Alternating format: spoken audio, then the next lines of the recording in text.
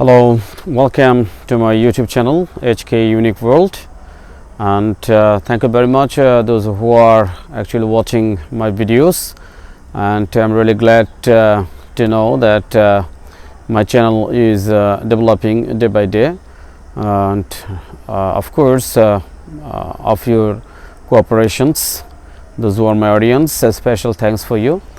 Today I would like to talk about the great empire.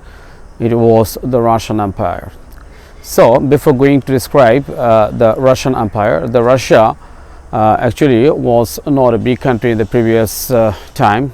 At the time of the 8th century, and about to going to the 9th century, the Russia was actually isolated territorial areas, and especially it was the place of the Slavs peoples and also for the other tribals. And the Russia's geography was really fantastic. In the north side was the forested areas, and the south was very grassy lands areas, and also Russia was enriched with the fantastic seas like the Black Sea to the Baltic Sea and also the Caspian Sea. And inside of the Russia there was a great city was established. It was named the Novgorod, which had the actually the important and fantastic place of the three rivers which were very famous in Russia.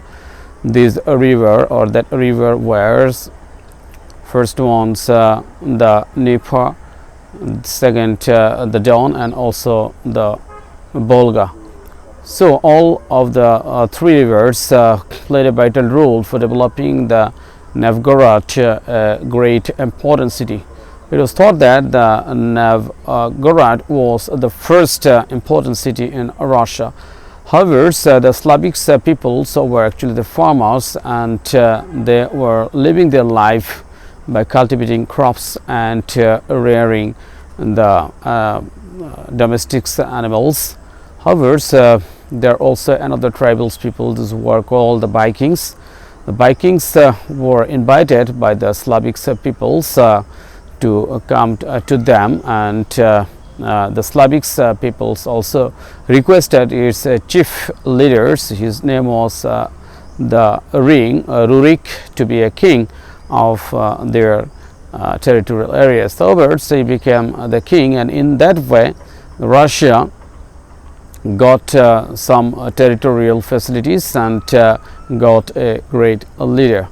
However, gradually the Russia's areas was increasing by the best ruling systems and its great administrations, and it was the Oleg persons who moved its city to the Kiev, which was a really interconnected and very geographical important area, which was very easy to communicate with the great another empire, Byzantine. So the Byzantine Empire were actually very attractive for the Slavics and the Russian peoples. That's why at the princess of the Olga actually went to the Constantinople, and she actually was converted to Christianity, and invited all peoples to take the new religions, new faiths.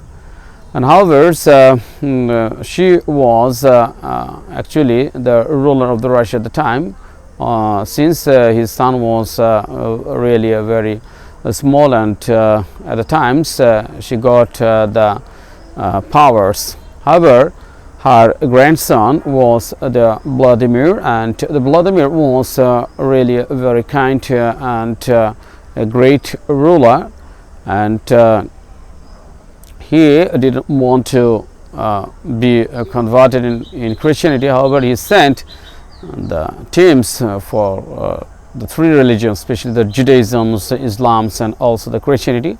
However, so one team informed him that the Christianity is totally different, and since the Byzantine peoples, the Greeks were very interested, and they show some extra activities which actually mesmerized the teams, and they requested Vladimir to convert Christianity, to take this religion in the state religion. So Vladimir actually at last converted himself also into the Christianity. In this way, the Christianity actually spread in surroundings of the Russians, and got the great connected with the Constantinople. However, the Kiev at the time was a very small and wooden flatted cities. However, under the touch of the Vladimir and other rulers, the Kiev became the most powerful and most gorgeous cities at the time,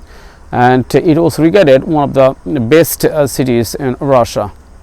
However, after the Vladimir, his son was Yaroslav the Wise, also had the great influence and contribution for increasing the development of the city of the Kiev, and he also increases its areas and taking more steps, and increasing its areas like the west and to this east sides and also the north sides. And he actually a very clever person. He married off his sisters and daughters with the Western Europeans, princes and the noblemen and noble persons. In that way, he mixed with the cultures of the Western Europe to the Russians, and in that way he also made a good connection between the eastern areas with the Western Europes.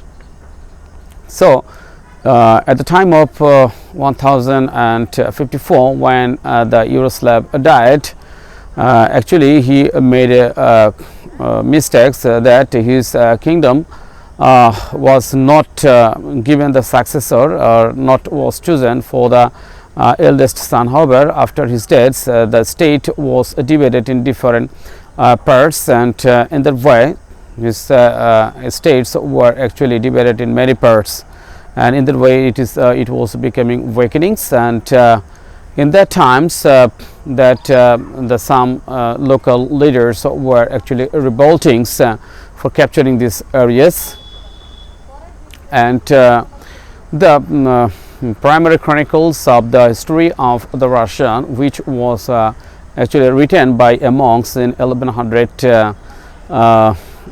AD. So that was clearly stated that the time was very weak, and the Kiev's condition was not so good. And at the time of 1200s, there was the invasions of the Mongols. The Mongols were very popular with their ruthless brutality, and they rode on the horse's back, and had a great leader. His name was the Genghis Khan, or the Genghis Khan, who actually lead his teams and his soldiers, and where he went there was a massacre and killings most of the peoples, and the Kiev was also not actually spared from the Genghis Khan's soldiers, and in that areas the collapse of the Kievs was the brutally killings the innocent peoples. Near about hundreds and thousands the bodies were beheaded, and here and there were dead body were found. So Europe already in Asians, especially the Russian peoples, saw the brutality of the Mongols. However, the Mongols took full control of the Russian states, and they actually bound the Russians leaders and peoples to be the obedient and to be the trusted. So in that way the Mongols actually ruled the Russians for a long time, and controlling the revolts against them.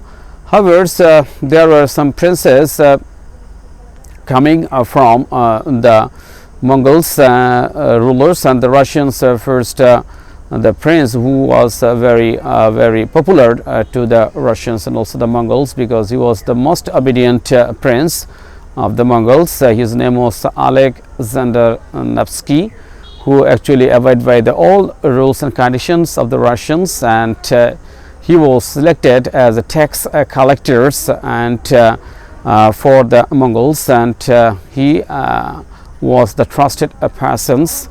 However, so the time was coming for long that the Russian another prince actually appeared. His name was Ivan the First, who actually directly denied the rules of the rules of the Mongols in Russia. So he actually rejected the rules of the administrator or the rulers of the Mongols, and he revolted against them. And it was the third Ivan who was actually the great and consolidated prince of the Russian, and also directed the abdications of the Mongols and arranged a war against them. So in the river of Yogra, the both sides met together, but there was no war and blood. There is no bloodshed, and there is no war actually. Then the two teams go back, and from that way the Russia got its independence from the Mongols, and Ivan the Third became the first Tsar, or he was called the Caesar, and from that Caesar he became the Tsar of the Russia. He was the great emperor.